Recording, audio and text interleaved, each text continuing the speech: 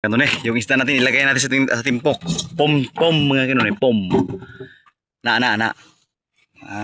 Okay, and then mga ganun eh, oh. Puno yung isang balde mga ganun eh. Para limpyo. Lagay sa ating lagayan para yung isda labasan masyado.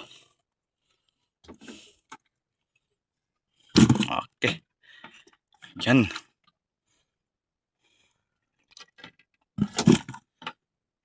This kilos.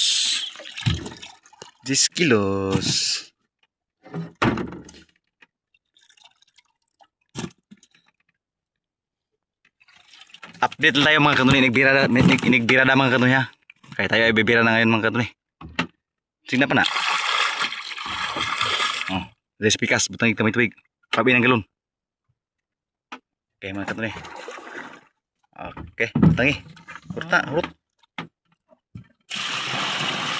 Fights. Okay mga kanuni. Update tayo mamaya mga kanuni.